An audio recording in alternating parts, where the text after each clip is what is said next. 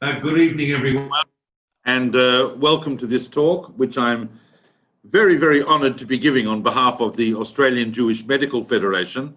I believe that not everybody in this talk or witnessing this talk is actually a member of that august body.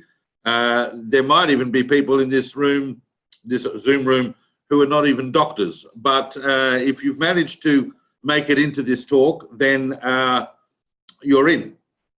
And there was, and I'm very pleased to be giving it. I looked forward to the opportunity of being able to talk to you all on something that I was interested in.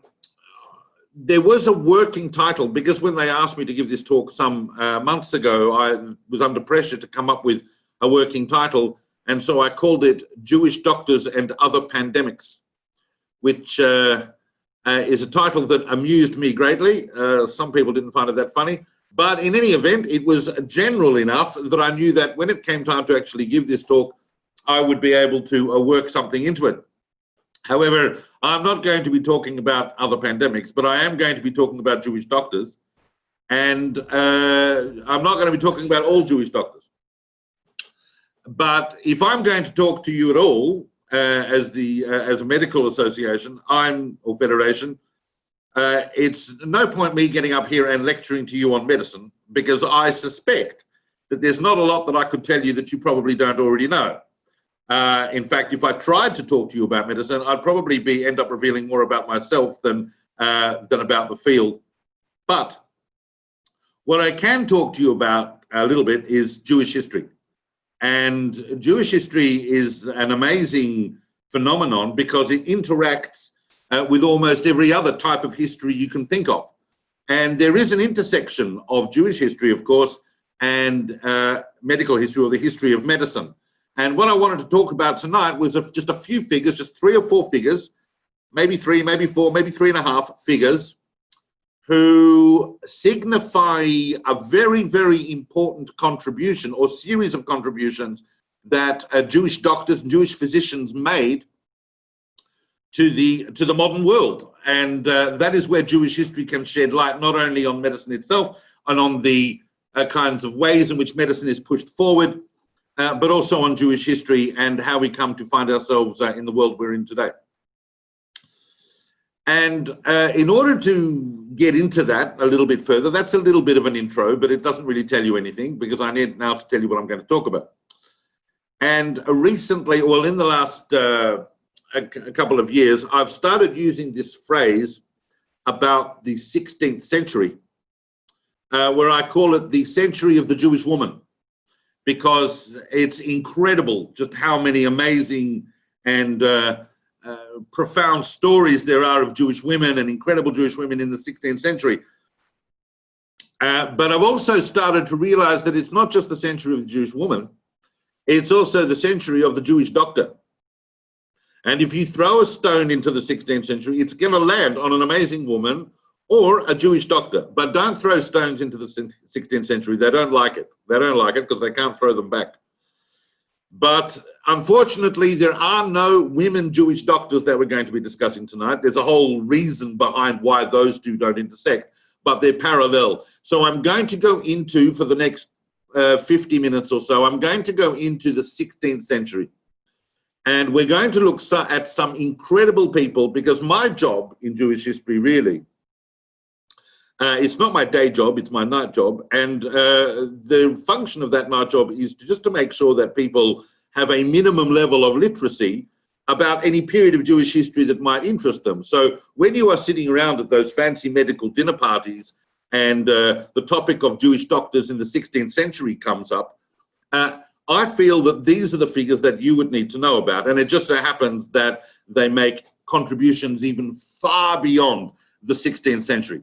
At the same time, my greatest fear as an educator or as a speaker is to be talking to an audience that is already fully literate on what I'm going to say, because although it's always good to go over material and revise, I don't want to tell you things you already know and waste your time.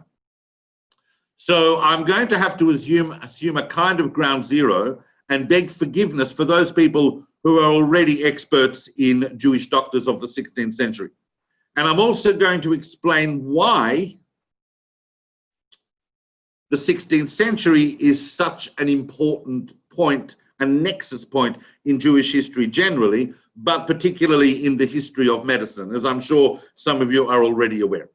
Now, if we're talking about the 16th century, I'm going to show you something, but don't look too carefully if you're not prepared for this. If you're not prepared for this, because what I'm about to show you, before we talk about Jewish doctors of the 16th century, I need to show you the 16th century from the perspective of Jewish history.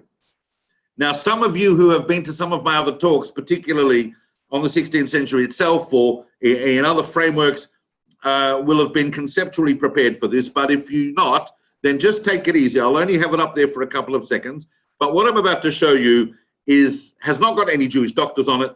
It's just the 16th century in absolute 10,000 foot altitude overview.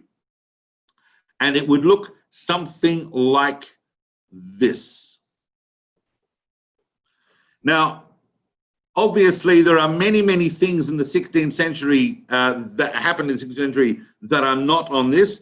But if you understand roughly what you're looking at here, then you will know how many of the conceptual themes within the 16th century merge.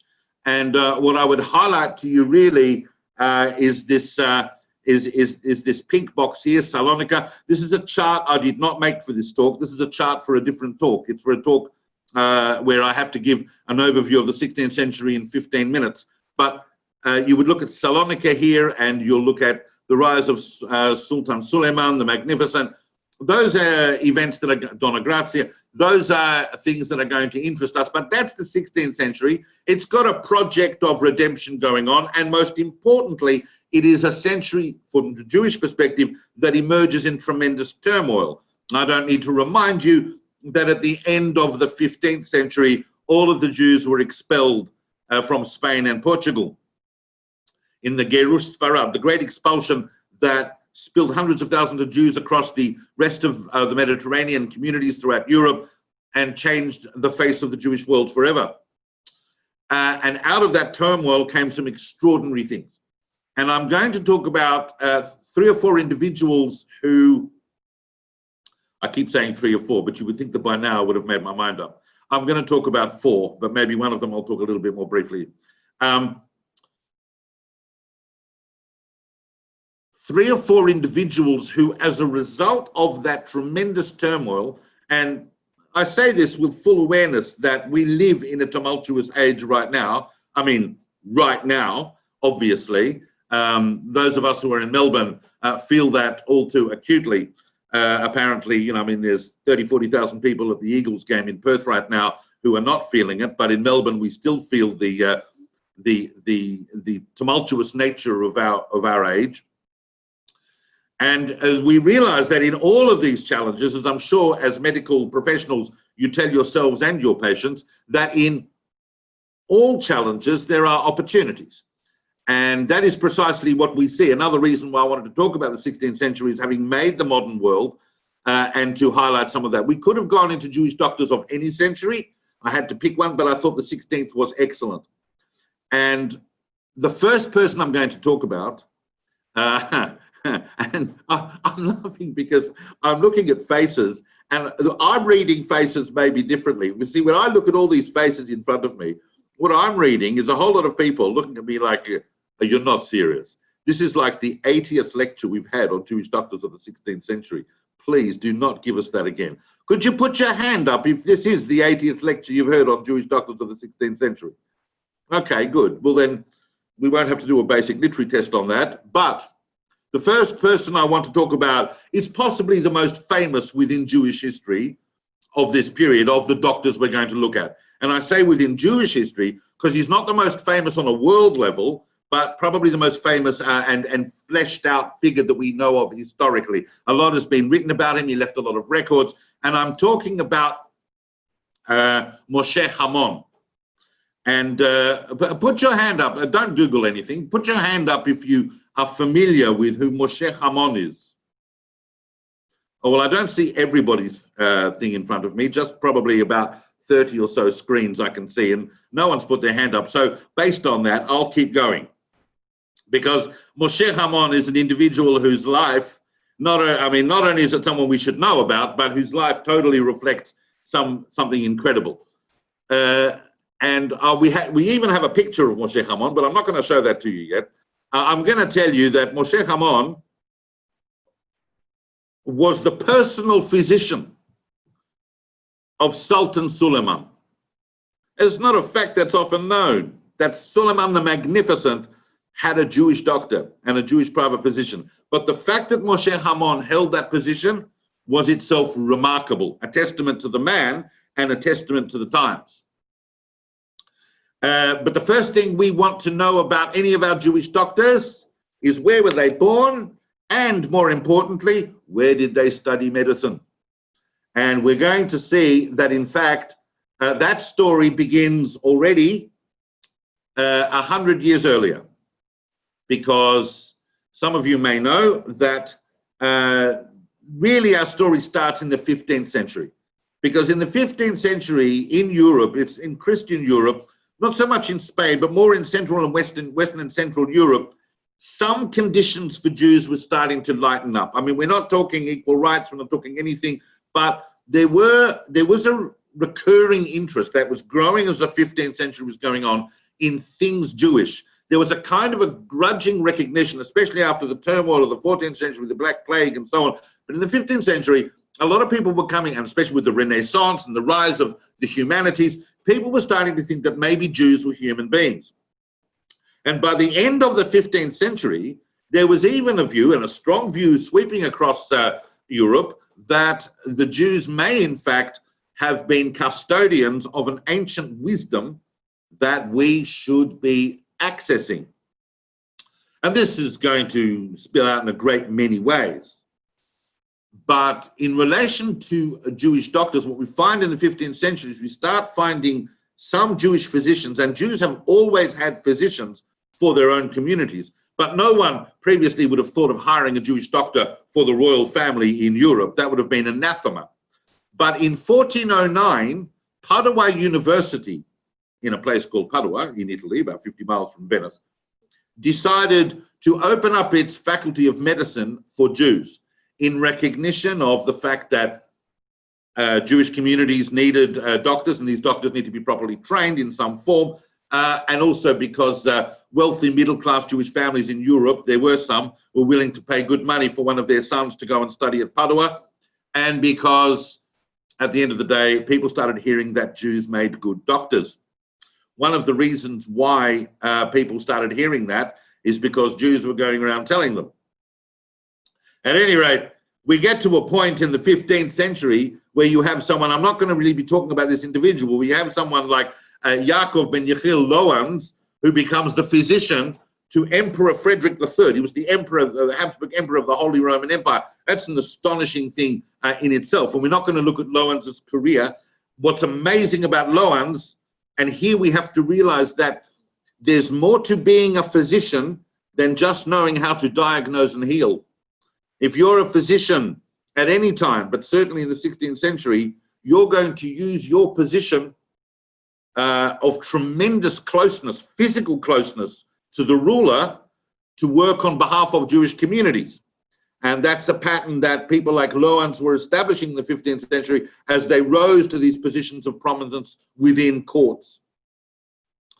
But even more astonishing is that Loans taught Johannes Reuchlin, and I've spoken about Reuchlin elsewhere, and don't get confused, Reuchlin's not a doctor and he's not Jewish, but he was the greatest German Hebraic scholar at the end of the 15th century, defended the Talmud, huge impact on Jewish publishing history and Jewish history generally. And he was taught Hebrew by Loans, by Frederick's doctor. In other words, the job of a doctor is not merely to heal patients, but also to teach them to read Hebrew if they think that that is going to make a significant impact on Jewish history.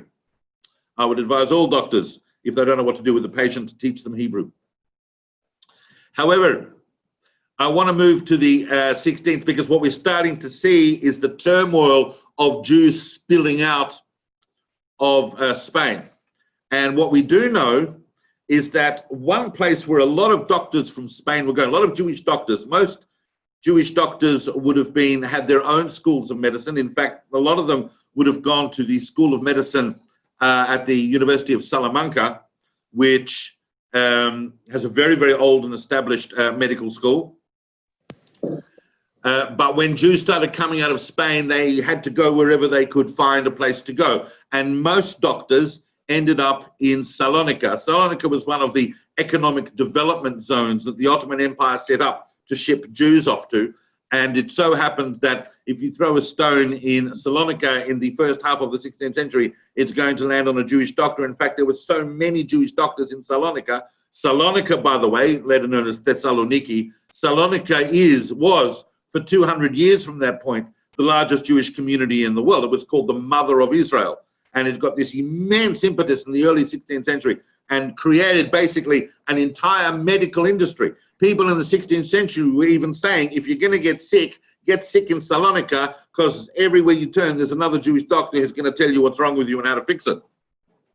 So we had a great preponderance of that. But there's one family who didn't go to Salonika, the Hamon family. And the Hamon family, Hamon, were probably the most celebrated family in a medical family in Spain. They were serious physicians. It had been in the mishpacha, it had been in the family for a long time.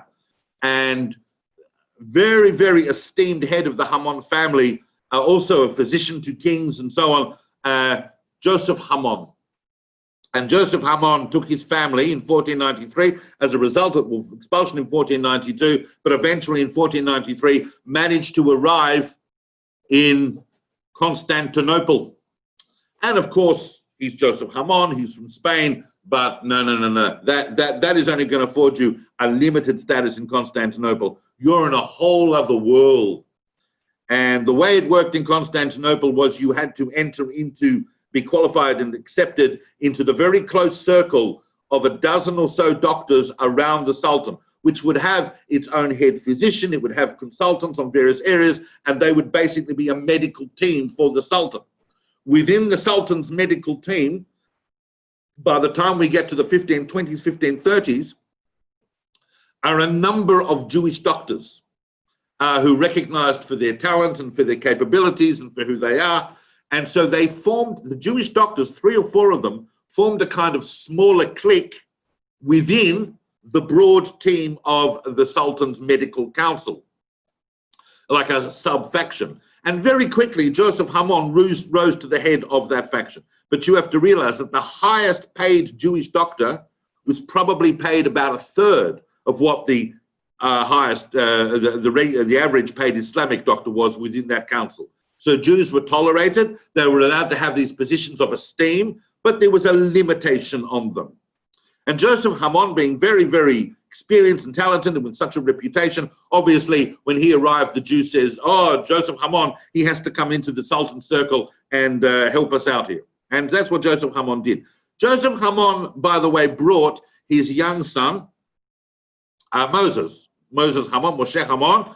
Moshe Hamon was only 3 years old when they arrived in Constantinople. So he grew up in Constantinople with his father as the head of the Jewish physicians within the court of Suleiman. And by the time he's around 20 years old, he's already been working for some years with his father. So it's with his father and within that circle that Moshe himself studied medicine. Everything was hands-on. I imagine that he might have done a bit of theory, but there weren't many theoretical medical schools in Constantinople that Hamon would have been able to attend. So everything would have been done via basically his father, which was fine. But Moshe Hamon had time on his hands as a young man, around 20 years old, and it's fascinating how different subjects intersect, because I've been working recently in my day job on a very, very early printed Kabbalistic book from Constantinople in 1510, and it would appear that Moshe Hamon was part of a circle of young men who were interested in establishing a printing press in Constantinople. Listen to that, 1510. I mean, that is astonishingly early for a printing press outside of Europe. And it's in Constantinople, and it's publishing Hebrew texts.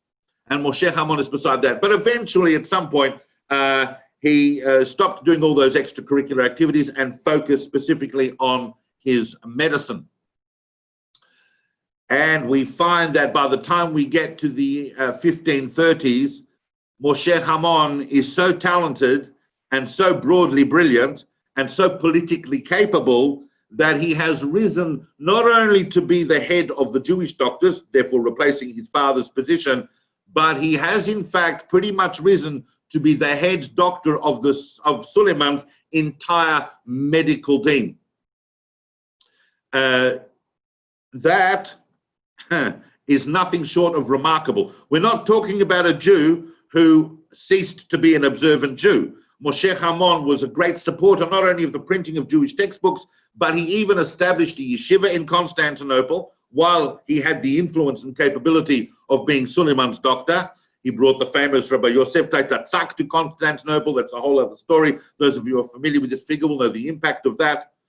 And really importantly, he is responsible pretty much for having got Donna Grazia and her daughter out of Venice under the pressure of the Inquisition by having Suleiman write personally to the elders of Venice to allow her to emigrate to Constantinople, thus, in a sense, virtually, and Yosef Nasi, changing the face of Jewish history forever, for those of you who are familiar with the circumstances of how the weight of the Jewish world shifted in the 16th century as a result of people like Donna Grazia Mendes. And Hamon had a direct hand in that as a personal physician of the Sultan. And so when we're looking at him, and I know it's not terribly specifically medical, there will be in a moment, but just in terms of doctors and their political influence is really what I'm looking at now, but they have an incredible enduring effect. Probably the most famous enduring effect of Moshe Hamon's career with Sultan Suleiman was the fact that there was a blood libel. I mean, make no mistake, do you understand who Sultan Suleiman is? Yeah, you know who I'm talking about. He's the Suleiman the Magnificent. So he's the one who built the walls around Jerusalem. When you go to Jerusalem today and the walls of the city, they were built by Suleiman. And if Suleiman has a dream, as a legend would have it, that he was told that he had to build these walls, who do you think would have been the first person he would have related that dream to? And therefore, Moshe Hamon was right inside Suleiman's project of the restoration of Jerusalem. This then leads on to everything that was going to happen in the Ottoman Empire in the second half of the 16th century. He also had dealings with Roxolana, and we've spoken about the Videh Sultanate and the impact of powerful women and powerful Jewish women in the court of the Sultan. But there was a blood libel, and this was a terrible blood libel. What happened was, I mean, they'd had blood libels in Europe for hundreds of years, but the Ottoman Empire, this was a bit of a chiddush, a bit new. And in a place called Amasya in northwest Turkey, I believe, and there was a blood libel. And the problem with this is that the town authorities rounded up some Jews who they blamed, trialed them and executed them with no evidence. And whilst that was terrible enough, about a year later, the guy that they were accused of killing walked into town. And therefore proving that the entire fiasco had been a tremendous travesty of justice that went all the way up to the Sultan. And it was Moshe Hamon whose tremendous influence in this particular case caused Sultan Suleiman to issue a promulgation on behalf of the Ottoman Empire that the fundamental assumption of all blood libels is that they are false, and that anybody who wants to try any Jew for a blood libel, it has to be tried in the capital by the royal court. The implication being that the Ottoman authorities were fully aware that the blood libel is a political accusation. In Europe, they were still able to delude themselves it was a theological accusation, but the Ottomans were aware it's always political, and therefore it's usually based on lack of evidence. This, by the way, got reinforced much, much later, 300 years later, in the famous Damascus affair in 1840, where once again they had to reiterate the Ottoman Empire that understanding. So Moshe Hamon's influence is extraordinary. He was an amazing linguist. He could speak several languages, which he saw as an important part of his medical training and his medical practice. He was a bibliophile. And in fact, we have a portrait of him. So I'm going to show you a picture. Now, why do we have a picture of him? We have a picture of him because the famous French traveler Nicolas de Nicolay went to Constantinople and drew, come on, in a famous portrait called Médecin Juif. And I'm going to show that to you. Okay, here we are. Here's Moshe Hamon. And that is one impressive looking dude. That's a person that looks like he would be the physician to Suleiman the Magnificent. But that is Moshe Hamon.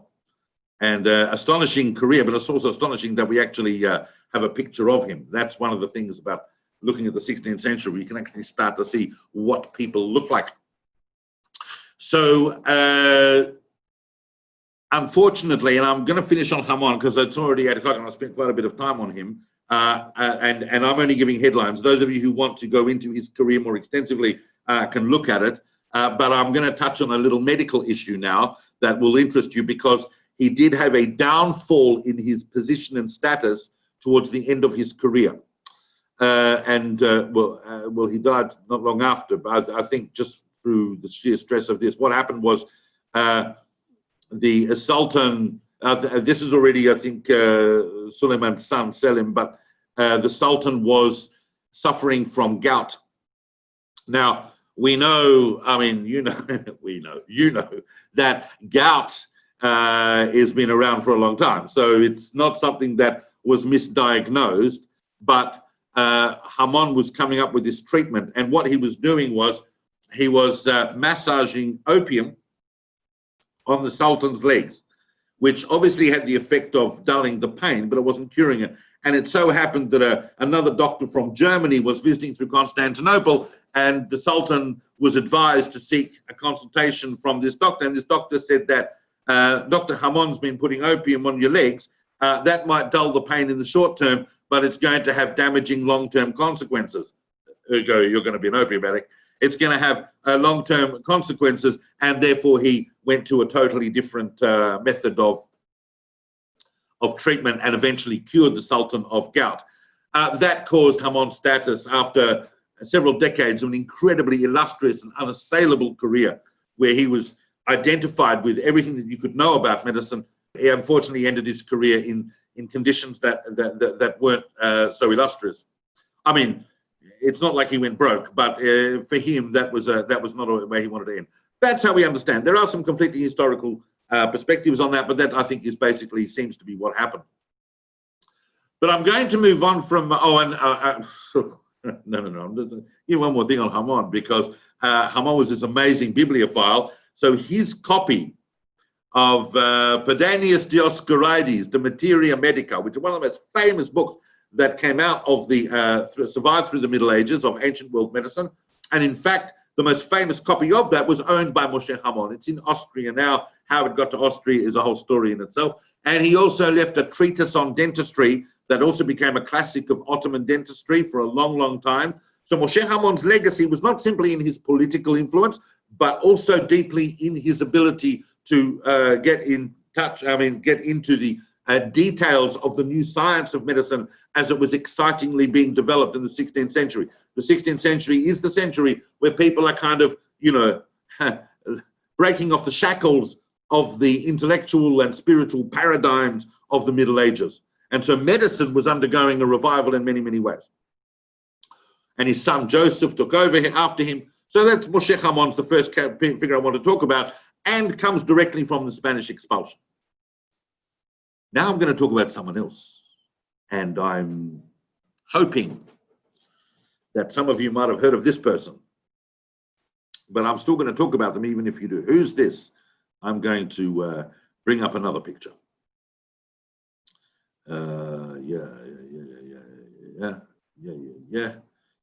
Share this.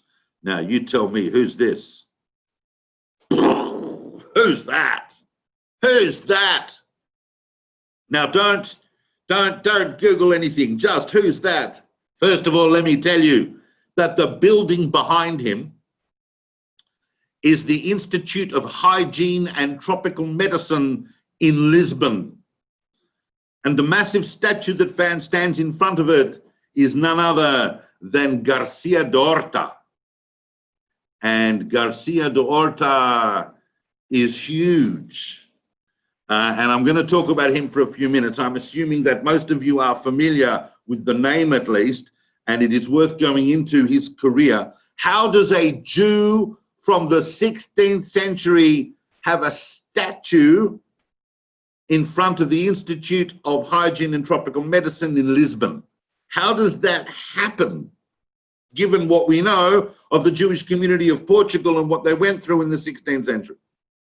But just before we talk about him, I want to talk about one other doctor who, in the world of kind of the field of medical history on a world level, is probably the best known amongst scholars of medical history, and that would be Amato Lusitano, who some of you may also have heard of. He actually, we have a statue of him as well. But this is before I'm going to talk about Dorta. I'm just going to talk briefly about Amato Lusitano. I wasn't going to, but I just want to briefly talk about him for a second, and I'm going to therefore bring up a picture of him. So, born as João Rodrigues, Amato Lusitano. That statue is actually located in Castelo Branco, which was his birthplace in Portugal, and there's something about the 16th century that, unless you've spent a little bit of time studying Jewish history, you may not be aware. I mean, everybody knows. Every taxi driver in Tel Aviv, in Melbourne even, can tell you that the Jews were expelled from Spain in 1492 and from Portugal in 1496. But those expulsions were a little bit different.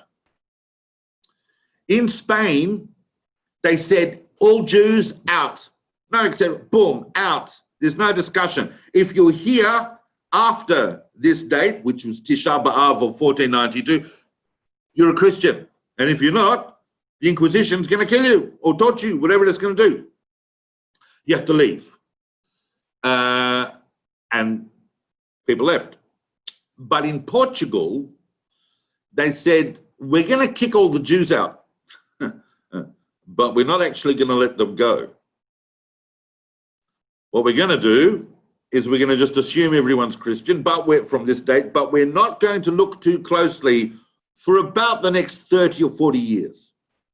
You got that long to sort yourself out, but no one's leaving. I think the Portuguese foresaw the economic disaster that would have happened as a result of that. And already people are starting to talk about the new world. There's hardly the time to start breaking your economy by kicking out Jews. So they were given a few decades to sort themselves out, but they couldn't leave.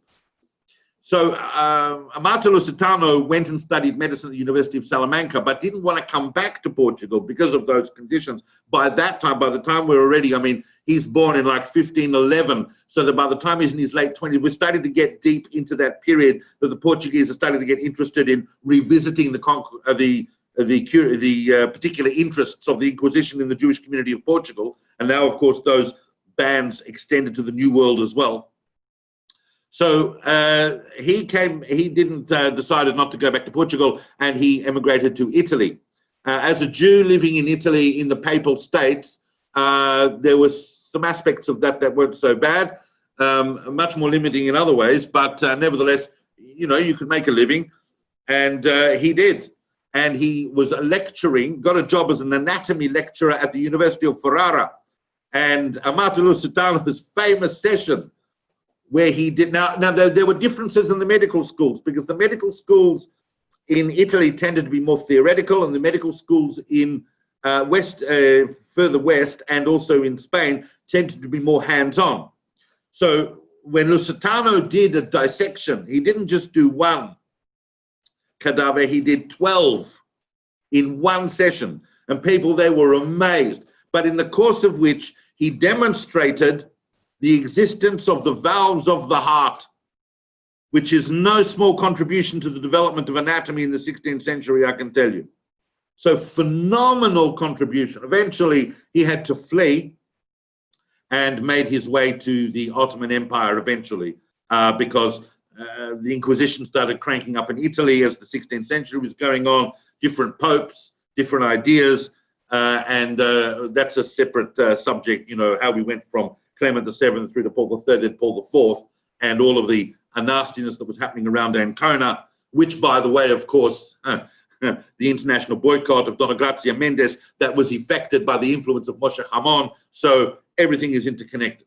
But I just wanted to talk briefly about Lusitano, because for some people, he's actually the most famous Jewish doctor of the 16th century, but not what I'm going into detail right now. I want to come back to Garcia de Orta and why his statue is in front of the Institute of Hygiene and Tropical Medicine in Lisbon. Because Garcia de Orta also studied medicine at the University of Salamanca. Brilliant, brilliant young man. And brilliant because he had an incredible breadth of interest, not only in medicine itself, but all things pertaining to medicine, including not just anatomy, but botany and zoology and all of the different facets of the medical field and what could contribute towards it.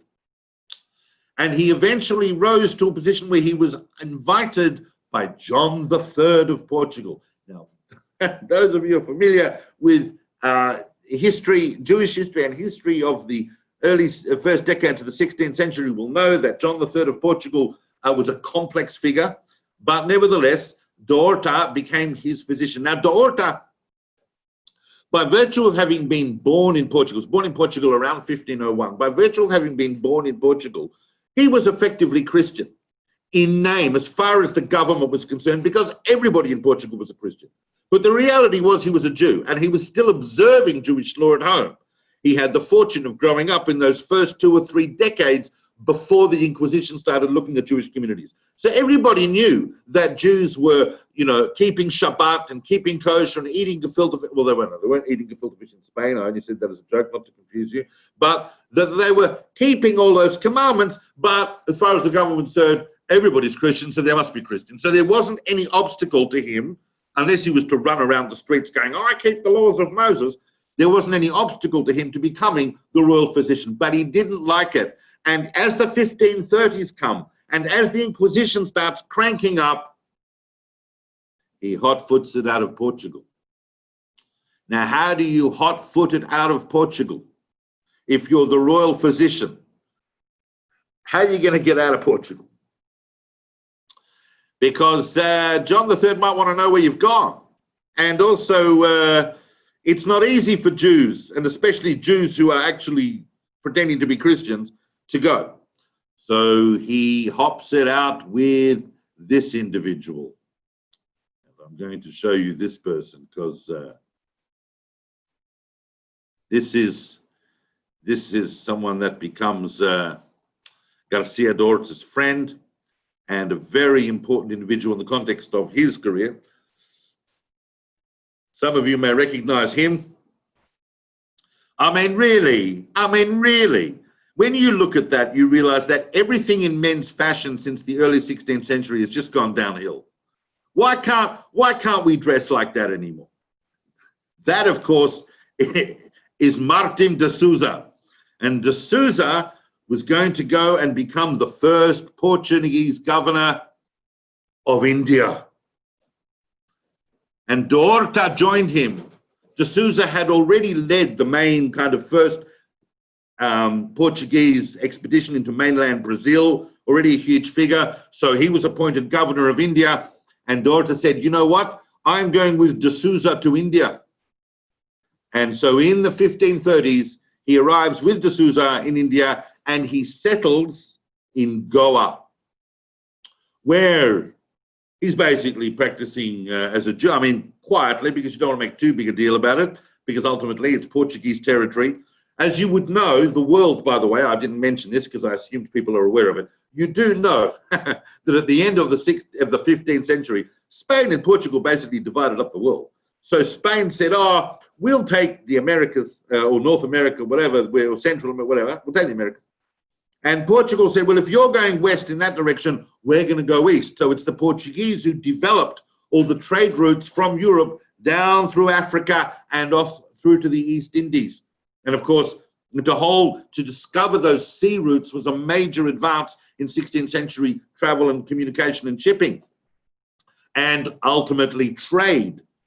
And so Garcia de Orta is sitting in India and becomes, over the course of the next few decades, in just astonishing contribution, the first person really to synthesize Eastern and Western medical traditions.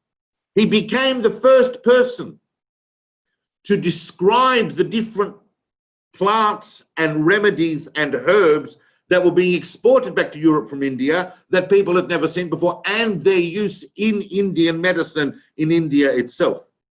He is the first person ever to have described cholera. He performed the first ever autopsy in India. But his massive contribution is his great work, the Colloquios, which is a series of cases and discussions in which allow him to describe what he's seeing, but in terms of the plants and herbs and the sheer botany of India and how it was integrated into its holistic medical system. So he's combining Western and Ayurvedic medicines, but he's also making a huge contribution not only to the sum of knowledge back in Europe, in European medicine and world medicine, but also in method. This is the 16th century.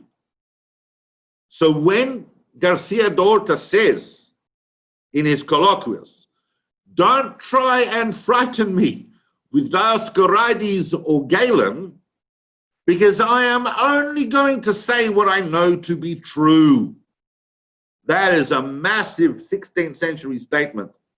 And that is why his statue sits in front of the Institute in Lisbon. But it's even more amazing because what happened was the Inquisition eventually caught up with Garcia Dorta. "Oh, we've heard you're practicing as a Jew over there in India." They arrested his mother and his sister, who were only released because of an intervention by D'Souza, we understand, and eventually were allowed to join Dorta in India. But the Inquisition eventually caught up with him, but only in the year that he died.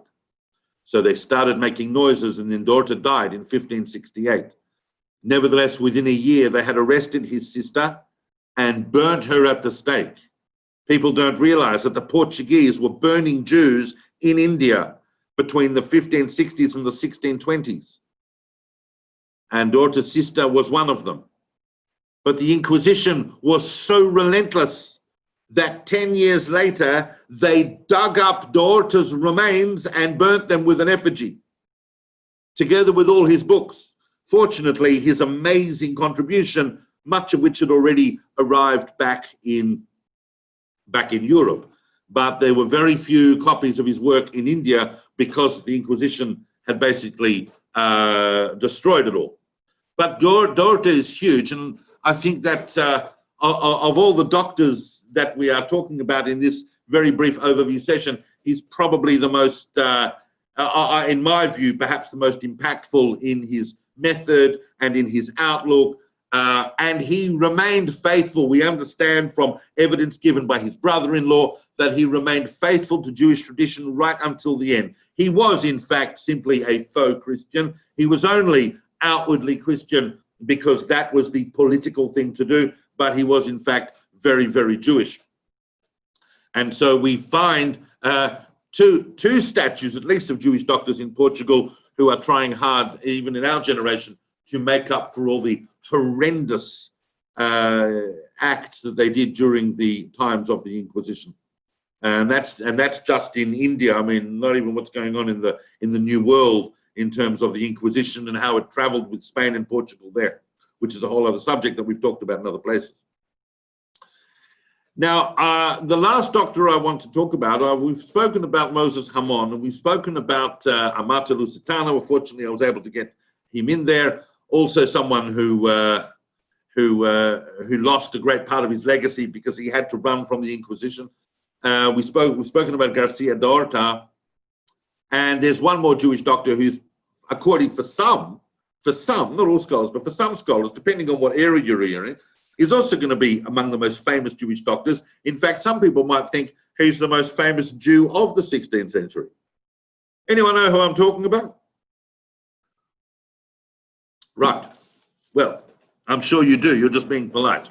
But another Jew born in Portugal and not May, he did. He studied at the University of Salamanca, like Lusitano and like Garcia Dorta. The University of Salamanca, very celebrated, very old university, and one of the places, I mean, it's not, some people say, oh, but you know, we thought Padua was the only place where Jews could study.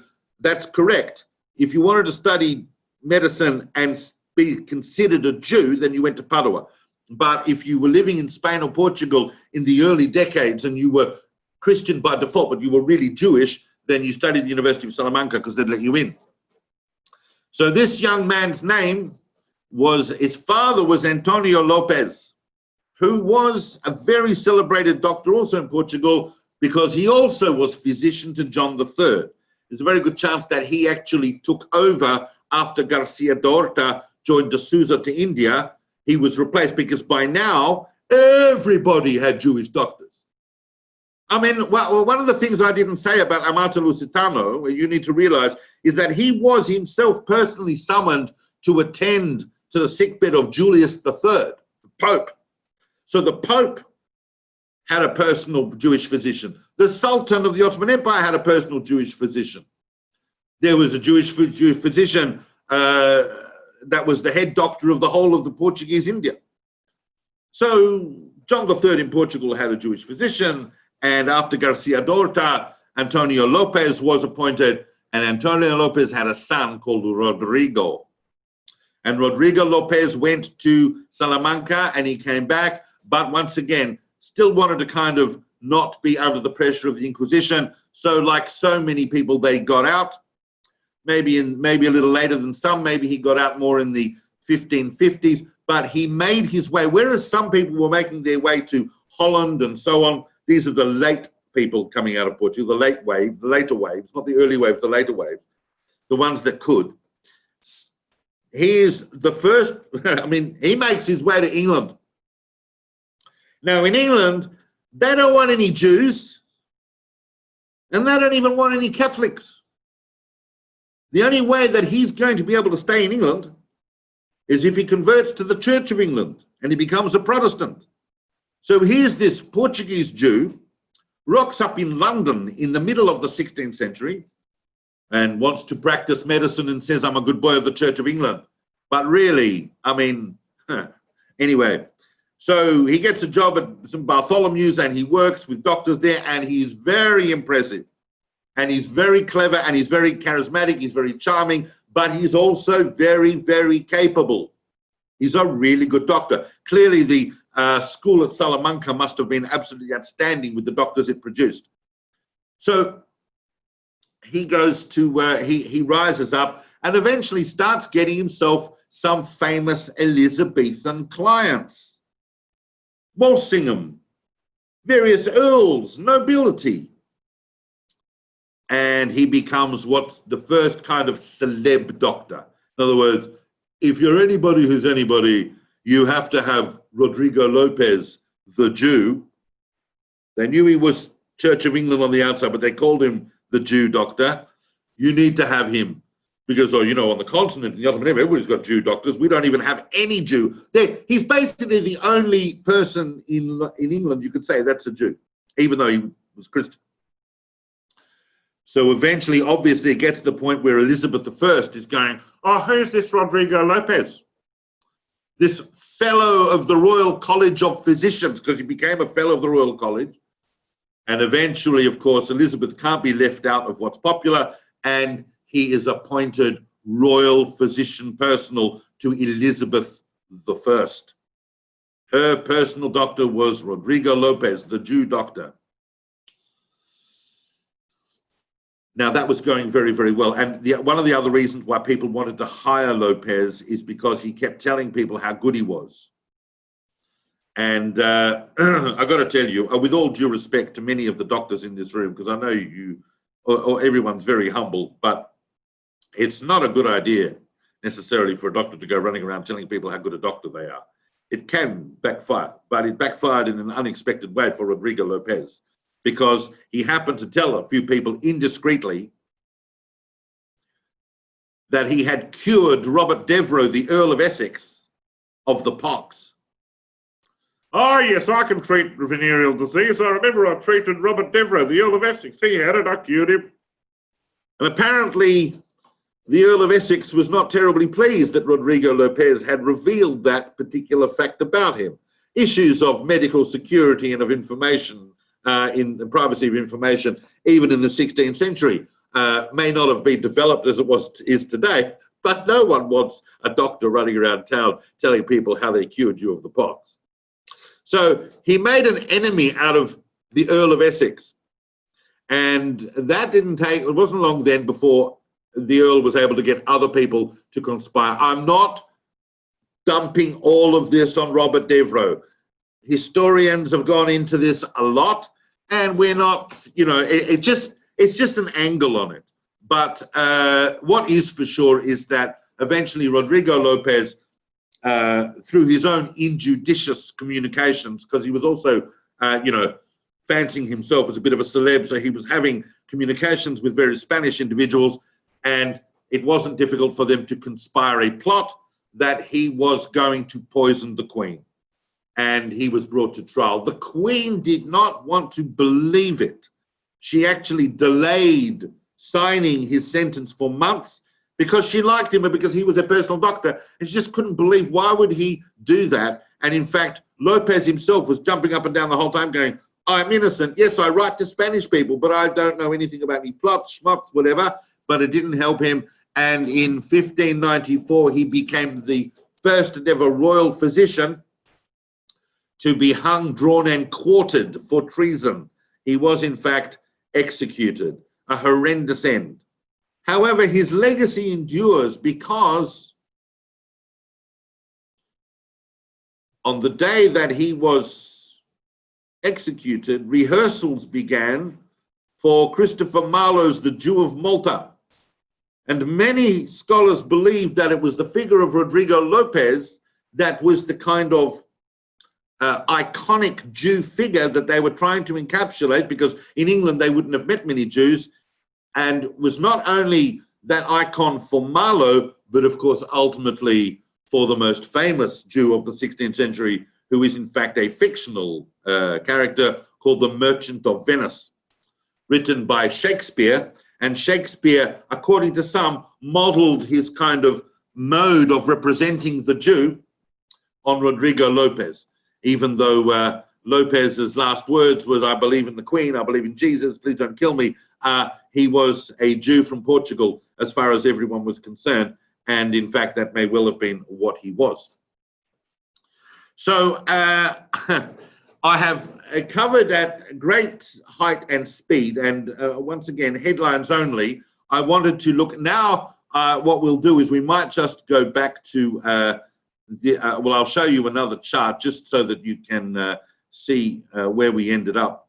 And I'm going to show this to you here. Here we are. So really, here are the four kind of physicians that I spoke about. As I said earlier, it's a shame that there's no intersection of the century of Jewish women and the century of Jewish doctors. And bear in mind, there are a lot more doctors that I haven't spoken about, but we only have a certain amount of time. And I wanted to bring to your attention these incredibly important people, but perhaps the most important thing to bring to your attention is the fact that we chose the 16th century, but we could have gone into any era and found ways in which Jewish doctors were making contributions to Jewish history in one way or another, and how there is a tremendous intersection between those two fields. And I urge anyone involved in the medical profession who understands how the way in which history can ground meaning in the world and ground our understanding of our identity in the world and where we came from and where we're going, and how periods of turmoil can produce tremendous contributions to world history, then I offer what I've spoken about this evening as an example. Thank you.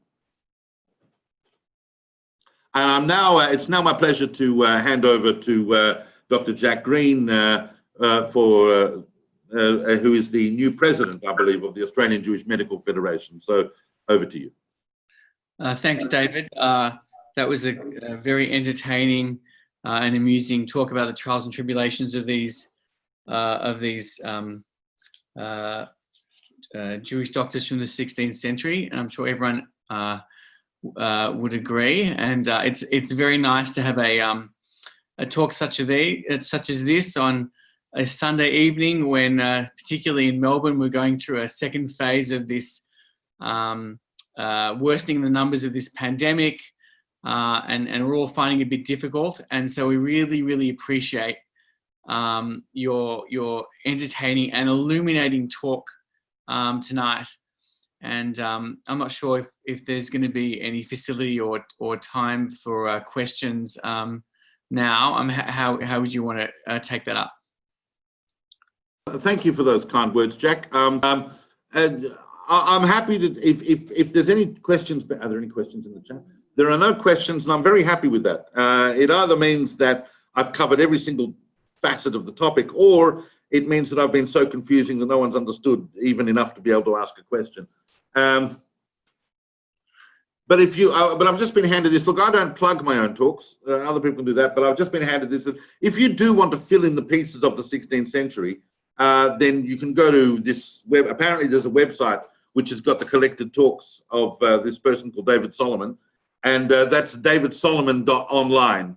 And you'd be able to hear more about the 16th century if that interests you. If women interest you, and women interest all of us, then there are other talks, or if there's any other aspect of the 16th or even any other century, I'm sure there might be something there for you. But the 16th is a very complicated century. So what we've tried to do is make sense of it, and I'm hoping that it didn't come across as too hectic. But even without that background, I think that the figures we looked at tonight are fascinating in themselves, and that they stand alone and would be considerable in whichever period of history they lived in. But thank you very much, Jack, for those kind words.